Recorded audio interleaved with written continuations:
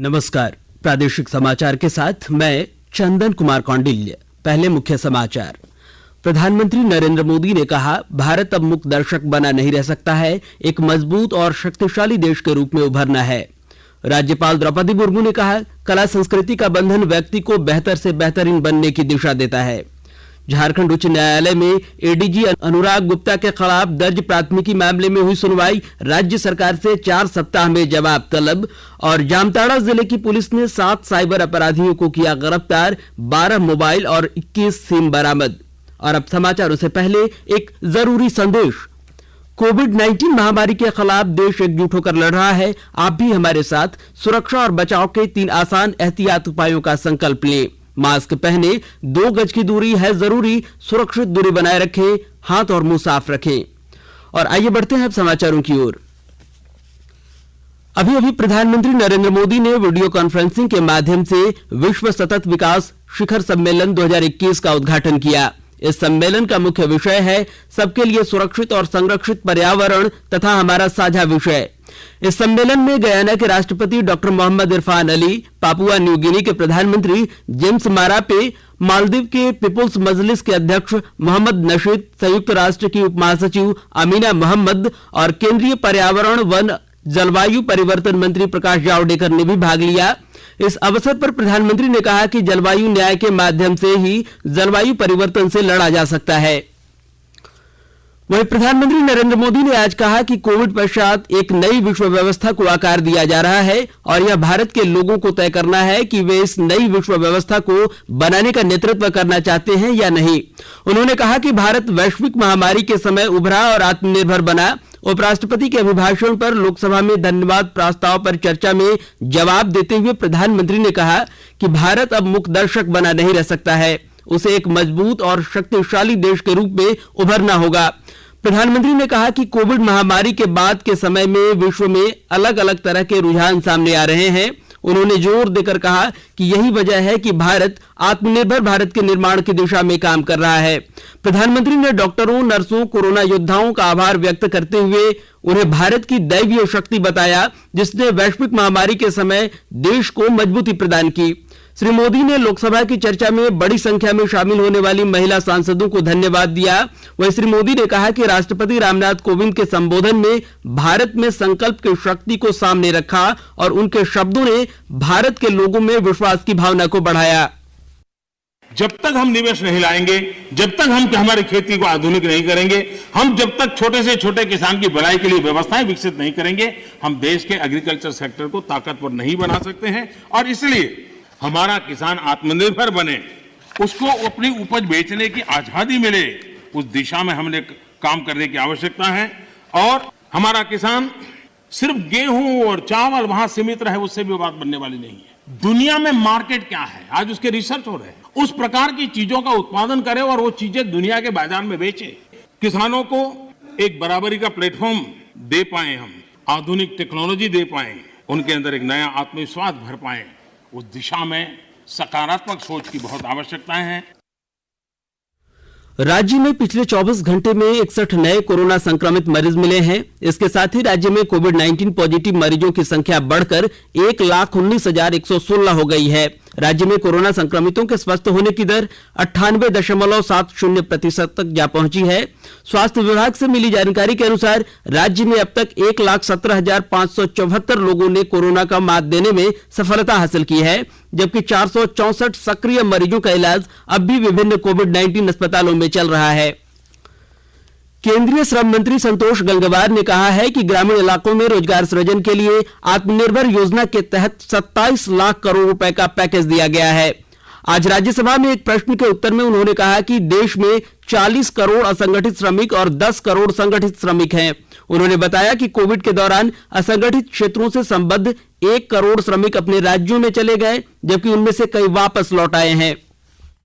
देश के अंदर दूसरे राज्यों से अपने गृह राज्यों में आने का काम करीब 1 करोड़ मजदूरों ने किया है, पर इसमें अधिकांश अब वापस भी लौट गए। आजादी के बाद से लेकर हम तक हम केवल ऑर्गेनाइज लेबर थी जिनकी संख्या 10 करोड़ के आसपास थी और असंगठित मजदूर जिनकी संख्या 40 करोड़ के आसपास है। हम प्रधानमंत्री जी को धन्यवाद देंगे, उन्होंने इसको कैसे पॉजिटिवनेस में बदलने का काम किया है कि इन 40 करोड़ की भी हम चिंता कर रहे हैं, इनको कैसे हम पॉजिटिव दिशा में ले जाने का काम करें, सही ढंग से अवसर मिले कि इनको एक स्थायी नौकरी मिल सके। राज्यपाल द्रौपदी मुर्मू ने कहा है कि कला संस्कृति का बंधन व्यक्ति को इंसान बनाता है और लोगों को बेहतर से बेहतरीन बनने की दिशा प्रदान करता है, बुनियादी को भी मजबूती देता है।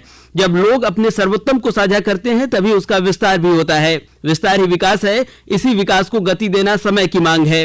उन्होंने कहा कि कला संस्कृति व शिल्प युवाओं के भविष्य के साथी हैं। राज्यपाल आज रांची में इंदिरा गांधी राष्ट्रीय कला केंद्र के दीक्षांत समारोह को संबोधित कर रही थी। मौके पर राज्यपाल ने जनजातीय कला एवं शिल्प में स्नातकोत्तर डिप्लोमा पाठ्यक्रम सफलतापूर्वक पूरा करने वाले 15 विद्यार्थियों को डिग्री सर्टिफिकेट प्रदान की। आकाशवाणी के ताजा तरीन समाचारों के लिए आप हमारी वेबसाइट newsonair.com पर लॉग इन कर सकते हैं। ताजा समाचार Twitter handle @AIR news alerts और Facebook page all India radio news पर भी उपलब्ध है। आप प्रादेशिक समाचार एकांश के ट्विटर हैंडल @AIR news_रांची और Facebook page AIR news Ranchi के अलावा YouTube channel regional news unit Ranchi पर भी हमारे बुलेटिन को सुन सकते हैं। प्रादेशिक समाचार आप आकाशवाणी रांची से सुन रहे हैं और अब पेश है कोरोना से बचाव के कुछ संदेश।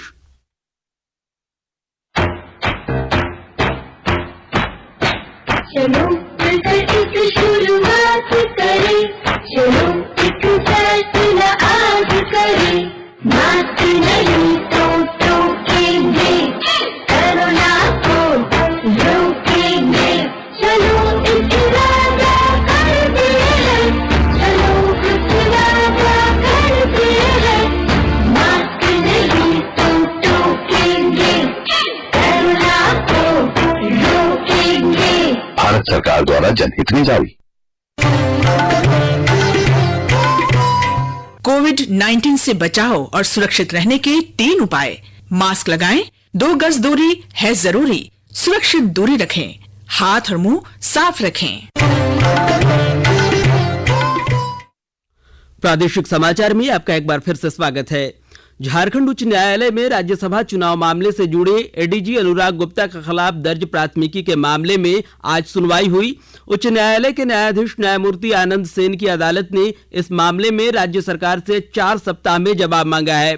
अनुराग गुप्ता की ओर से दाखिल याचिका में राज्यसभा से जुड़े मामले में दर्ज प्राथमिकी को निरस्त करने की मांग की गई है। सुनवाई के दौरान उनकी ओर से अदालत को बताया गया कि इस मामले में प्राथमिकी बहुत देर से दर्ज की गई है और उन्हें निलंबित हुए लगभग 1 साल होने वाले हैं। उनकी ओर से अदालत से अंतरिम राहत की मांग की गई, लेकिन अदालत ने कहा कि यह जमानतदार मामला है और वादी पुलिस बेल पर है, ऐसे में अंतरिम राहत की कोई जरूरत नहीं है। अब इस मामले में 4 सप्ताह बाद सुनवाई होगी। उल्लेखनीय है कि राज्यसभा चुनाव 2016 में हॉर्स ट्रेडिंग मामले में जगन्नाथपुर थाने में दर्ज प्राथमिकी के आरोपी एडीजी अनुराग गुप्ता ने हाईकोर्ट में गुहार लगाई थी। महिला बाल विकास एवं सामाजिक सुरक्षा विभाग द्वारा गुमला जिला मुख्यालय में सखी वन स्टॉप सेंटर का शुभारंभ किया गया है। सखी वन स्टॉप सेंटर का मुख्य उद्देश्य घरेलू हिंसा की शिकार महिलाओं को एक ही छत के नीचे कानूनी, पुलिस और सहायता, परामर्श आदि प्रदान करने के साथ ही उन्हें त्वरित चिकित्सीय सुविधा भी उपलब्ध कराना है। और अधिक जानकारी दे रहे हैं हमारे गुमला संवाददाता।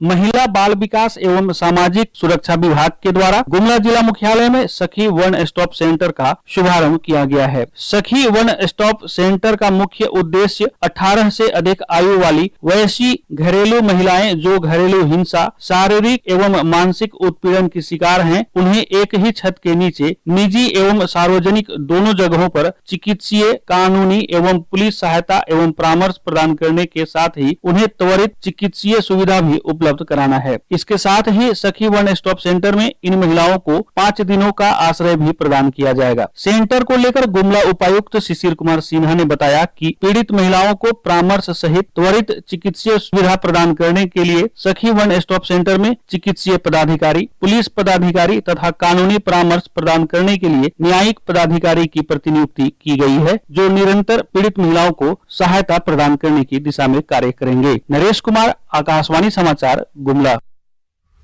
गढ़वा जिले की चिर प्रतीक्षित सोन कन्हर सिंचाई पाइपलाइन योजना को झारखंड कैबिनेट से स्वीकृति प्रदान कर दी गई है।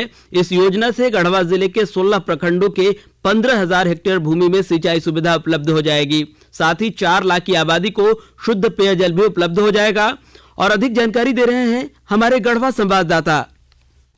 गढ़वा जिले की सोन कन्हर सिंचाई पाइपलाइन योजना पाइपलाइन के माध्यम से राज्य की पहली सिंचाई योजना है। हर साल सुखाड़ की बाढ़ झेल रहे पलामू प्रमंडल के लिए यह योजना बनाई गई है। इस योजना के क्रियान्वयन हो जाने से गढ़वा जिले के 16 प्रखंडों के 15,000 हेक्टेयर भूमि में सिंचाई की सुविधा उपलब्ध हो जाएगी। साथ ही इस योजना से 4 लाख की आबादी को शुद्ध पेयजल भी उपलब्ध होगा। इस योजना की विशेषता है कि इसके लिए भूमि अधिग्रहण करने की समस्या नहीं है। इस योजना में 1,272 करोड़ रुपए की लागत आ रही है।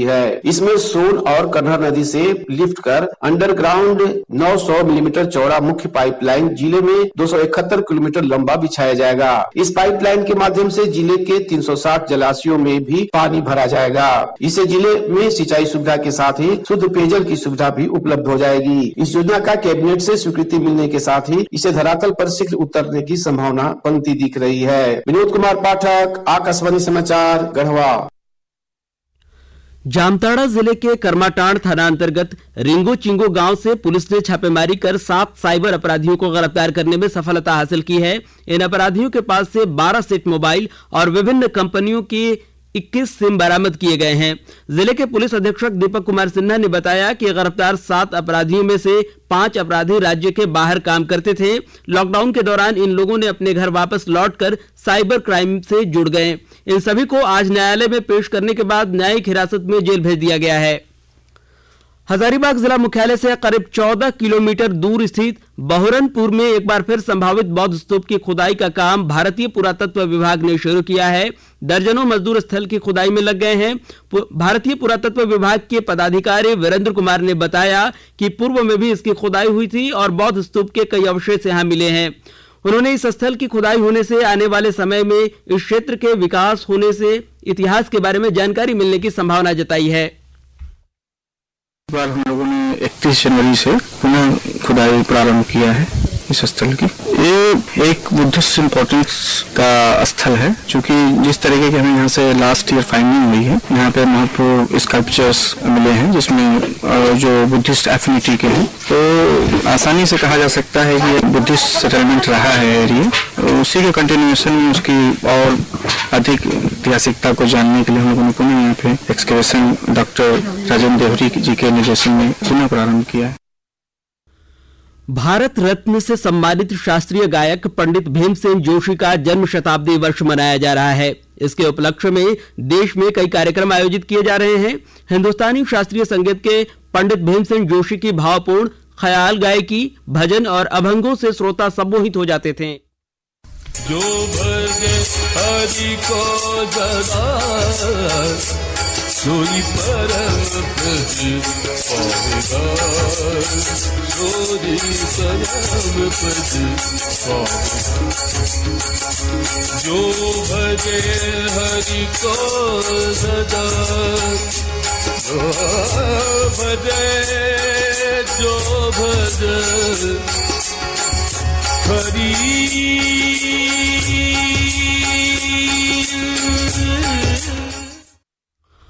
और अब सुनते हैं संक्षिप्त खबरें। रामगढ़ जिला के पतरातू में आज कांग्रेस पार्टी की ओर से 1 दिवसीय किसान सम्मेलन का आयोजन किया गया। इस सम्मेलन को कृषि मंत्री बादल और विधायक अंबा प्रसाद समेत अन्य ने संबोधित किया। चतरा पुलिस द्वारा बिहार बॉर्डर के जंगली इलाकों में सक्रिय शराब माफियाओं के विरुद्ध आज बड़ी कार्रवाई करते हुए अवैध रूप से संचालित करीब 3 दर्जन शराब भट्टियों को नष्ट कर दिया गया। रांची के नामकुम थाना क्षेत्र के हाहाप गांव में आज पुलिस ने 4 एकड़ में लगे अफीम की खेती को नष्ट किया।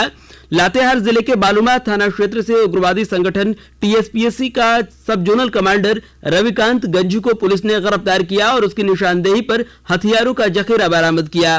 वहीं पलामू जिला मुख्यालय मेदिनीनगर के सदर प्रखंड के दुबिया खांड में चेरो राजा मेदिनी राय की स्मृति में लगने वाले 2 दिवसीय ऐतिहासिक आदिवासी महाकुंभ मेला को रद्द कर दिया गया है। अंत में मुख्य समाचार एक बार फिर। प्रधानमंत्री नरेंद्र मोदी ने कहा, भारत अब मूक दर्शक बना नहीं रह सकता है, एक मजबूत और शक्तिशाली देश के रूप में उभरना है। राज्यपाल द्रौपदी मुर्मू ने कहा, कला संस्कृति का बंधन व्यक्ति को बेहतर से बेहतरीन बनने की दिशा देता है। झारखंड उच्च न्यायालय में एडीजी अनुराग गुप्ता के खिलाफ दर्ज प्राथमिकी मामले में हुई सुनवाई, राज्य सरकार से 4 सप्ताह में जवाब तलब। और जामताड़ा जिले की पुलिस ने 7 साइबर अपराधियों को किया गिरफ्तार, 12 मोबाइल और 21 सिम कार्ड बरामद। और इसके साथ ही आकाशवाणी रांची से प्रादेशिक समाचार का यह बुलेटिन समाप्त हुआ। नमस्कार। घर में रहिए, सुरक्षित रहिए और सुनते रहिए आकाशवाणी।